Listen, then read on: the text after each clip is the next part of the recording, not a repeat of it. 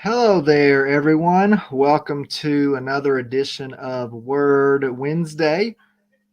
Different host for you today, as normally Dave Huber would be here. My name is Geoffrey Nance. I'm filling in for him today.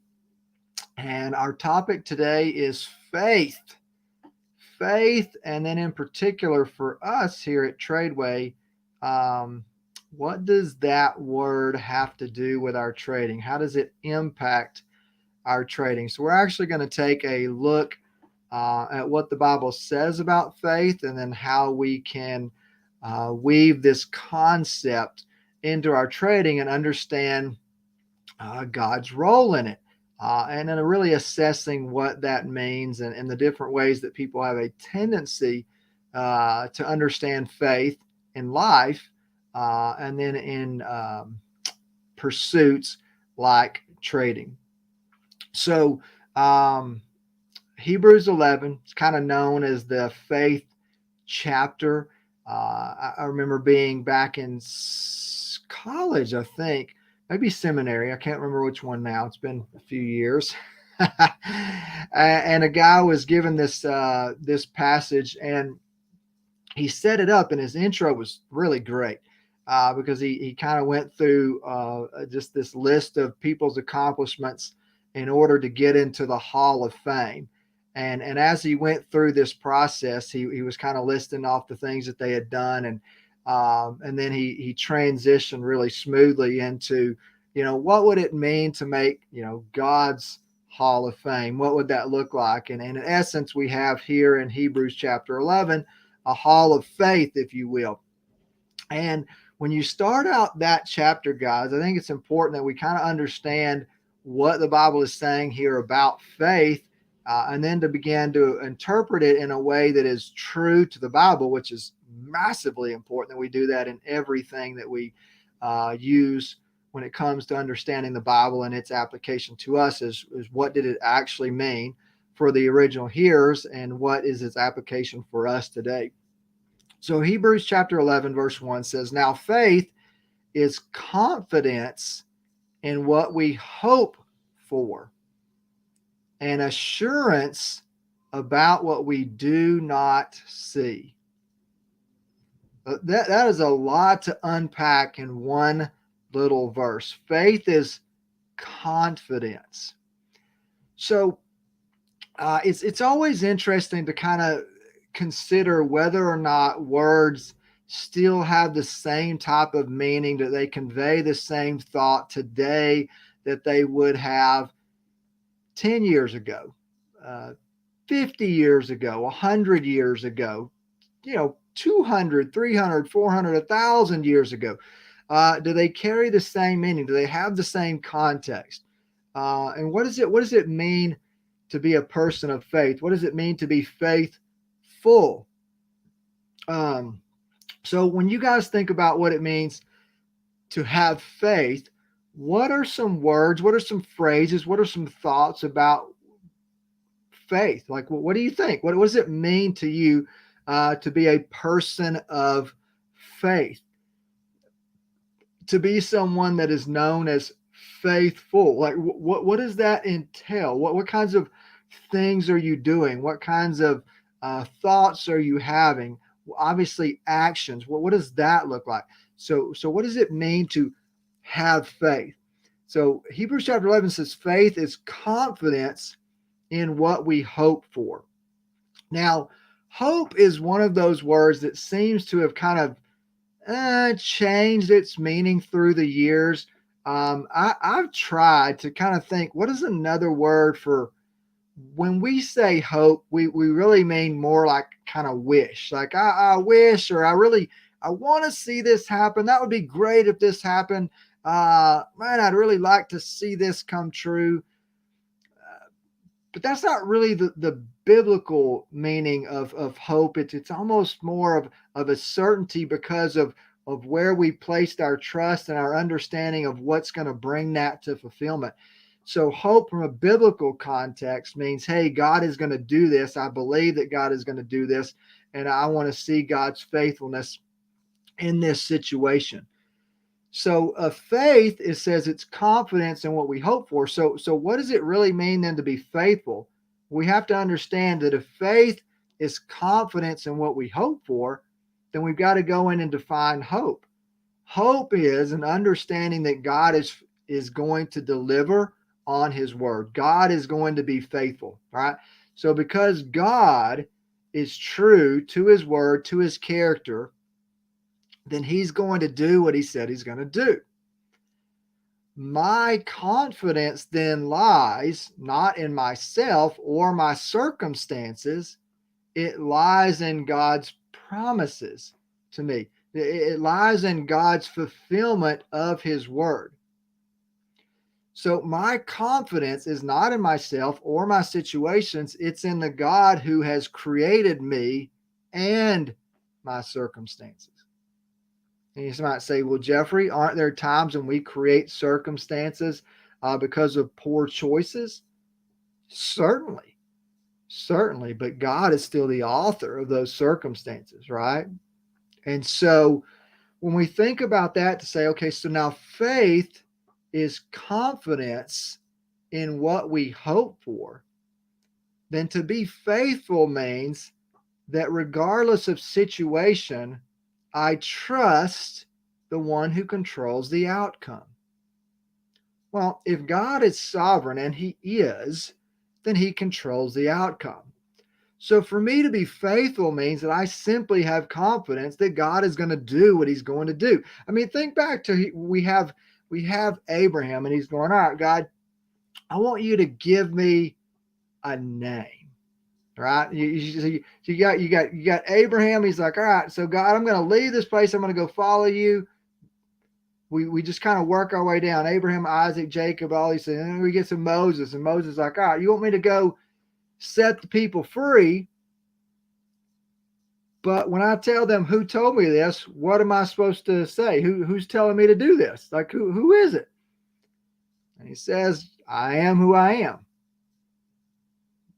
Yahweh, right? Like, I will be who I will be. I will do what I will do. So when you go try to interpret that phrase in the Hebrew, those are the kinds of things that come up. I am. I will be who I will be. I will do what I will do. Well, what are you supposed to do with that? Because there was a sense during that time that if you knew a person's name or a being's name or a God's name, then you could somehow manipulate them. Like, you could put little strings on them and get them to do what you wanted them to do. And God's like, I'm not like that. You don't control me. Uh, I am truly He-Man. I am master of the universe. I'm going to do what I'm going to do. I'm going to be who I'm going to be. But you're going to come learn about me. You're going to find out about my faithfulness. You're going to see how faithful I am. You're going to see that in the midst of your circumstances, and even when things aren't going your way, I deliver. I do amazing things. But it doesn't mean you're not going to have to endure hardship. And I think sometimes what we do is we tend to forget that people of faith often endure difficult circumstances. And somewhere along the line, as believers, we've kind of bought into this lie that when we're in God's will, everything is real smooth and easy. And that if we're not in God's will, then things get rocky. And I think this is such a shallow and really incorrect interpretation of the Bible. It really makes me start to think, well, where did that come from? The idea that God's will is smooth sailing, when in reality, when you look through the Bible, people that are in the midst of God's will are oftentimes in very dicey situations. I mean, let's just think through this hall of honor here, right? This hall of faith. So, we've got Abel. By faith, Abel. All right, guys. Do we remember what happened to the faithful Abel? Right? Anybody want to kind of chime in there and be like, well, Abel was faithful, and his brother did what? He killed him. No. Interesting way to start this whole passage on the on a wall of faith. The first person who's doing God's will and is faithful to God presents an offering that's acceptable to him, gets killed by his own brother. Okay, fascinating. Who's next? By faith, Enoch. Now, Enoch was taken up from this life. All right. So Enoch was so faithful to God. He was so in tune with him that all of a sudden he's praying, he's walking, and God's like, all right, you're out of here, buddy. Like, boom, he's just gone. And now Enoch's just walking with God, and now he's literally like walking with God. He's gone. He's not even here anymore. Who's next? Noah. Well, did Noah have to go through any difficult situations in the midst of God's will? How about being locked up on a boat and going through a storm where it rained for 40 days and 40 nights, and he was in this thing for, an extra 2 months plus after that, waiting for the waters to recede, taking care of all the animals, and then dealing with his family and seeing a whole generation of people wiped out? I'm guessing there were some issues there with that too, right? I mean, that wasn't just smooth sailing. You don't think, man, we're going through a massive storm where mountains, guys, are being covered with water and going, it's a little trickle here. We get a little sprinkling here. No, that was a downpour. Like, it was a downpour and an uppour. Like, water's coming up from the ground, down from the heavens. Like, he was going through a literal storm right in the middle of God's will. And yet he had faith in what? God's deliverance. Not that he would take him out of the storm, that he would deliver him through the storm. Abraham, what did Abraham have to do? He said, all right, Abram, you don't have any kids, but I'm going to make you a great father. Abraham's like, nah, I'm old. Probably not going to happen. Then Abram does kind of things his own way. That creates a whole nother mess. God's faithful. Abram does have a son. And now we sing songs, right? We got little kids in nurseries going, Father Abraham, have many sons. He trusted. Guys, listen. He had to leave that which he knew. He left his hometown. He left his people. He left his family to go follow God because he trusted God's plan. But it wasn't easy. He had to set out on a journey. And if you read through Abram's life, he's now to go rescue Lot. It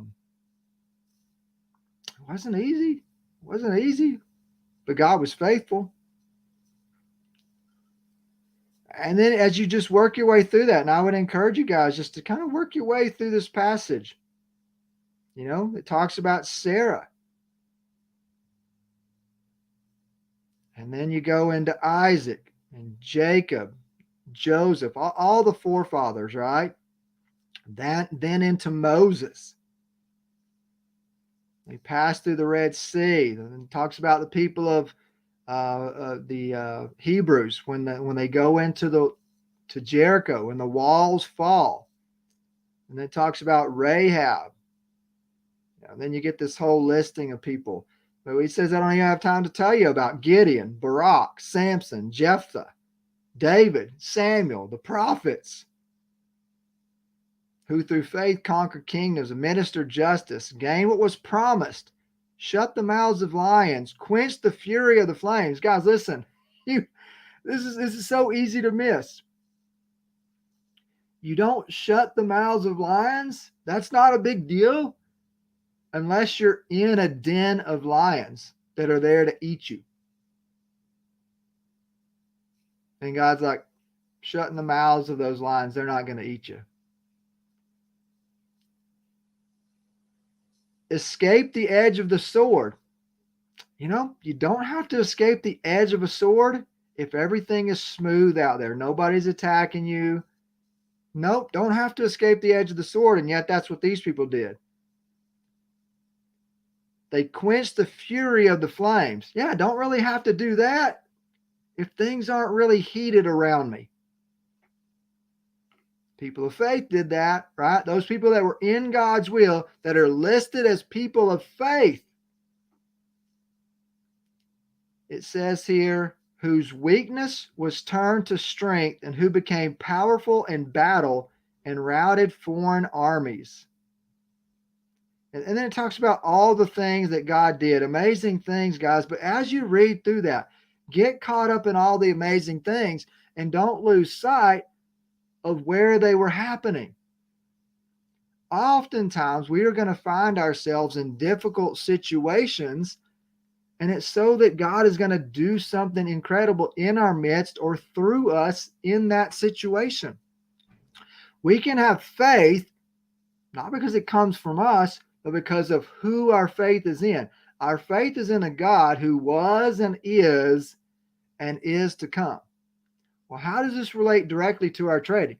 Guys, there are going to be times in your life when trading is really easy, really simple, and you're going to feel like, man, I am crushing this. This is exactly what I want to be doing. Wow, what an amazing opportunity. And there are going to be other times when you are going to feel like this is really tough. This is a hard season. And it's in those hard seasons that you're going to go, man, is this really what God wants me to be doing? And if this is what God wanted me to do, why would it be so hard? It's in those times, guys, I want you to really focus in on Hebrews 11. That whole wall of faith, everybody listed there, went through difficult times in their life. But they didn't question whether or not they were in the midst of God's will. They trusted, right? They had confidence in what they hoped for.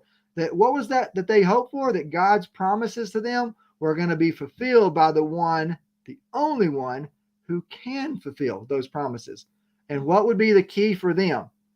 That they would have confidence in what they've hoped for, right? And belief in things that are unseen, guys. It's easy.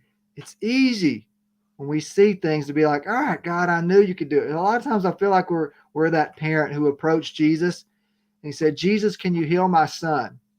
Jesus says, all things are possible to him that believes. And the guy says, Jesus, I do believe. Help me with my unbelief. What a weird passage. What a weird passage. And yet it kind of illustrates where we are, I think, a lot of us. We go, God, I believe you can do this. But man, once you do it, I'll really believe. Yeah, I knew it. The whole time, God, I was like right here with you. I knew you were going to do it. It was just a matter of time. Is that us, guys? Is that what we are? Like, do we, or are we living out, Hebrews 11:1? Now, faith is confidence in what we hope for and assurance about what we do not see. Because this is what the ancients were commended for. They weren't commended for what they saw. They were commended for their trust that God had led them down this path. And no matter how difficult that path was, that he was going to be faithful to them. And that if they endured and persevered, they would see God do incredible things. If you're on this trading journey, I just want to assure you that you're going to go through some rough and rocky patches. You're probably going to question whether or not you should endure. And I want you to understand that as believers, as faithful believers, we must persevere because we put our hope in the one who is capable of fulfillment. Doesn't mean we're not going to have difficult situations. Doesn't mean that we're not going to have to work, or doesn't mean that there won't be times when we go, I don't really like this right now. But there are going to be other times when we're going to be like, man, that is incredible. I am so thankful I was here and got to see this because this is great. This is great. So I want to challenge you guys today to understand that faith is prevalent in every area of your life, or at least should be, because it really boils down to where are you placing that faith? In whom are you placing that faith? And then seeing God be faithful in the midst of everything. And that includes business, right? It includes our trading. How can we see God be faithful? How can we see God do great things? We put our confidence in him, and then we persevere, we endure. Well, guys, thanks for being with us for another edition of Word Wednesday. I was about to say I hope, but then again, I'll be using that in the wrong context. I really desire, my desire is that this was meaningful for you, that is a good message for you today, and that you understand that faith applies to every area of our life. And we need to understand why we can have faith, because it's in the God who is faithful. Thanks for being with us. We'll see you guys next time.